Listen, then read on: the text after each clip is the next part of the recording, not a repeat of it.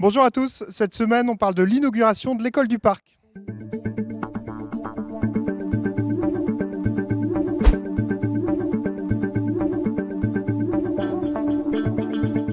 Et on est donc avec Dominique Gaillard, adjointe aux travaux, au cœur ici d'une magnifique école. Alors Dominique, l'école du parc est ouverte depuis quelques semaines et inaugurée depuis aujourd'hui. Dominique, expliquez-nous un peu l'origine de ce projet. Bonjour Antoine, en effet l'école maternelle du parc est ouverte depuis le 4 novembre, après on va dire 18 mois de travaux effectifs, un permis de construire qui avait été déposé en juin 2022, accordé très vite en octobre 2022.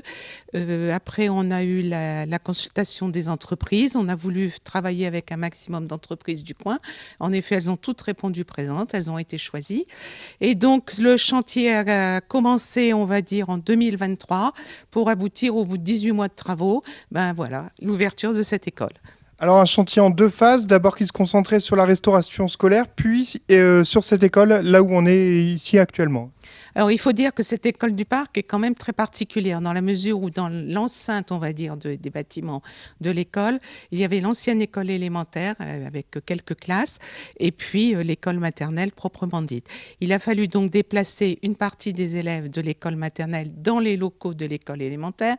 Les élèves de l'école élémentaire sont partis de l'autre côté sur Gambetta, ce qui a permis d'attaquer les travaux, la première partie pour le restaurant scolaire en fond de cours. Et donc, le restaurant scolaire a été effectué tout de suite. Après, on a attaqué les travaux proprement dit sur les anciens bâtiments de l'école maternelle du parc.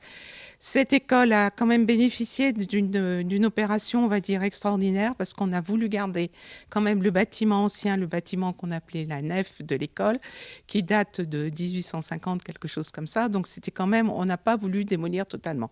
Mais à ça, on a adjoint des nouveaux locaux et on est parti maintenant sur un projet d'environ 1000 m². C'était ça la difficulté, c'est rénover une école en cœur de ville. Le plus simple, ça aurait été tout raser, tout refaire, mais vous avez voulu garder l'ancien. Oui, on a voulu garder l'ancien parce que c'est quand même toute une histoire de la ville qui reste inscrite et on a voulu proposer maintenant des bâtiments, on va dire, super extra au point de vue isolation, au point de vue nouvelle technologie, isolation, on a quand même des panneaux photo, des panneaux solaires, une pompe à chaleur, un revêtement de cours très particulier qui permet d'abaisser la température au sol. Donc vraiment, ce sont des locaux, on va dire, le top, vraiment. Voilà, tout est fonctionnel, vous le disiez, donc il y a, enfin voilà, tout est vraiment dernière technologie avec des panneaux solaires. C'est la chaudière aussi qui est particulière. On est parti sur une pompe à chaleur nouvelle génération, donc les panneaux solaires qui nous permettent de récupérer aussi de l'énergie pour l'école et d'autres bâtiments municipaux qui sont pas très loin. Mais c'est aussi tout ce qui est, on va dire, peinture, mobilier scolaire, où on a vraiment mis tout ce qui était au mieux pour les enfants et vraiment une installation aussi électrique. Madame Labadas en parlera ensuite, tout ce qui a été fait pour favoriser un apprentissage idéal parce qu'on sait que les écoles maternelles, à partir de 2 ans jusqu'à 10 ans, on va dire. Voilà. C'est ça. Et pour vous, personnellement, ici, l'école du parc, c'était avant tout l'inspection. Il y a un petit attachement à ce lieu. Il y a un petit attachement parce que le bureau de l'inspection académique était dans l'enceinte de cette école. On l'a transformé en cantine, en salle de restauration, et puis le jardin qui a été aménagé pour donner vraiment une ouverture pour que les enfants puissent profiter un maximum de tout ça. Donc les enfants de 2 ans à 6 ans, école maternelle ici, et après Gambetta.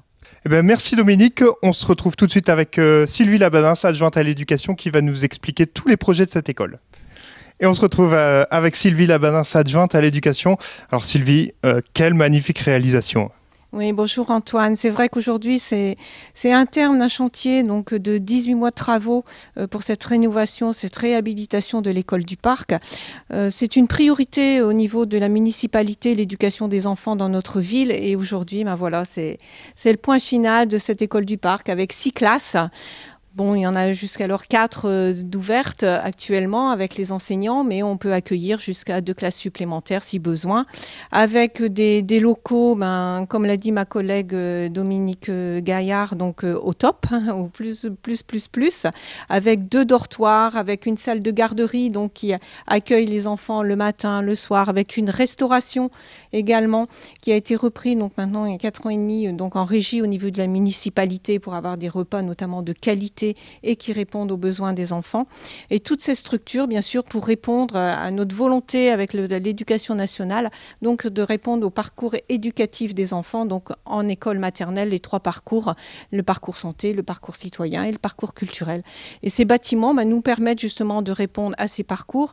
Comme vous l'avez pu le voir de la visite, donc c'est une école, je vais dire, entre guillemets, zen, avec des couleurs adaptées, comme l'ont dit les enfants, pleines de couleurs dans les chansons. C'est vrai qu'elle a ce côté apaisant et voilà, pour les apprentissages, c'est beaucoup mieux. Donc voilà. C'est vrai que dans toutes les écoles de la ville, on a les mêmes structures, garderie, restauration scolaire, etc. Tout ça existe. Mais c'est vrai qu'ici, c'est vraiment le premier de la classe, comme l'a dit ma collègue, au niveau donc, de tout ce qui est énergie renouvelable, quoi. Alors justement, construire une école, ça se fait pas tout seul. C'est pas juste la ville qui décide de faire. C'est important que la ville le décide, mais ça se fait aussi en partenariat avec l'éducation nationale notamment. Voilà, donc on a eu un travail en amont avec les équipes enseignantes et notamment avec monsieur l'inspecteur d'académie de la circonscription de Cambrai-Centre, donc monsieur Coton, que je tiens à remercier principalement parce que c'est lui qui a pu, je vais dire, dynamiser les équipes pour pouvoir travailler et répondre aux besoins des enfants. Donc notre projet a vu le jour donc en 2020.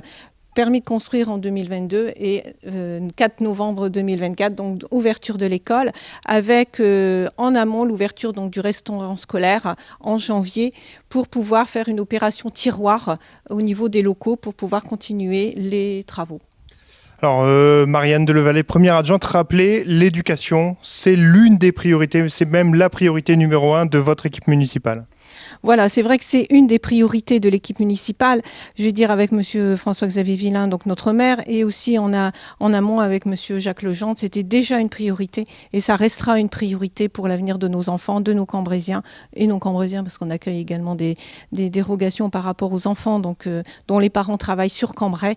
Et voilà, donc je pense que cet outil, c'est vraiment un outil pour faciliter la vie des Cambrésiens et qui travaillent à Cambrai. C'est parfait, merci beaucoup Sylvie, merci. Voilà, c'est tout pour cette semaine, on se retrouve la semaine prochaine pour un nouveau numéro.